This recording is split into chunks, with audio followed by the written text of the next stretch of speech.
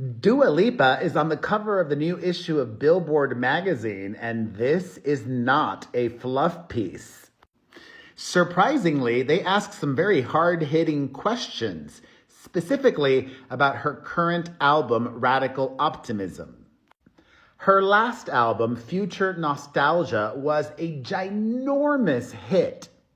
Maybe too big a hit. It's hard to top that. That's what has happened with Radical Optimism. None of the singles achieved much. The biggest hit on Radical Optimism was Houdini, which peaked at number 11 on the Billboard Hot 100. Another single off the album, Training Season, didn't even make the top 20. That peaked at number 27.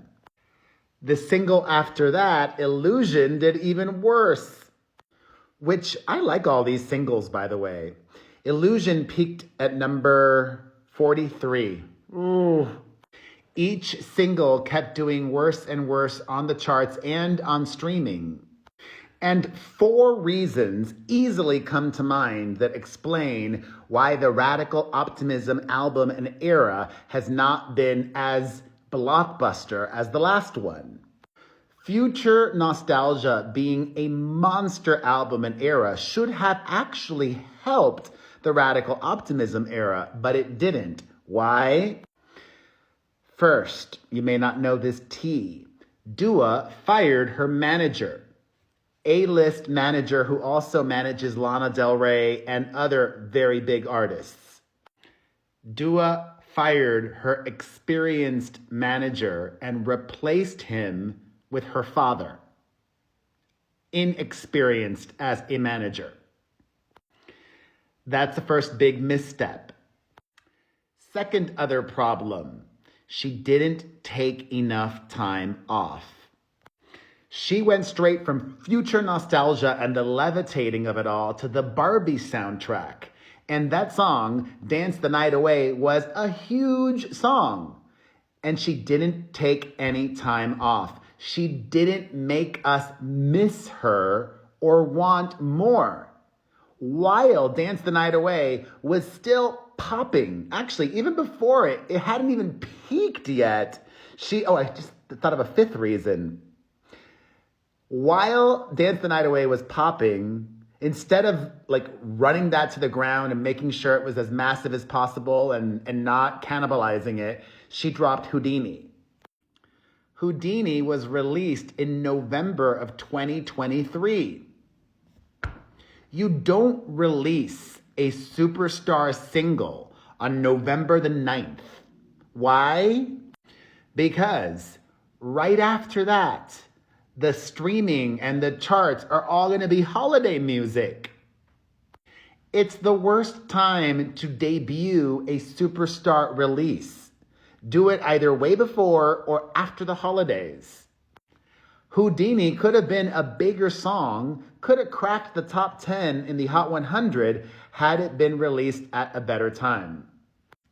Additionally, Future Nostalgia was such a huge album that it made Dua not just a superstar, but also a powerhouse, emphasis on power. Meaning, her label no longer calls the shots. She elevated herself to that rare echelon of artists who can dictate every decision of their career because she earned it. She deserves it. She should be able to say, I want to do this. I don't want to do this. I want to do this at this time. This is how I want to do it. She earned it. Future Nostalgia got her that and more, and a legacy that will not be tarnished by one bad era. And it's not even a bad era. It's just underperforming. And underperforming is the key word because I think at the end of the day, it all goes back to the music, the songs. I like the songs on Radical Optimism, but they're all good, but they're not great. It's an album full of B songs. They're all solid Bs. They're all good. But she needed at least one A+, or even an A, or even an A-. Some of them were B+, I do think Houdini and Training Season and Illusion are B pluses. The rest of the album B's, but she needed that monster hit, one, and she didn't have it.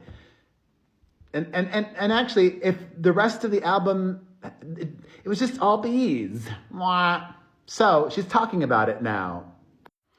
Dua says, overall, I'm really happy with where I am. I don't think it really matters in the grand scheme of things where I am, where I want to be, and where I'm going. It doesn't change the way I feel about the record at all.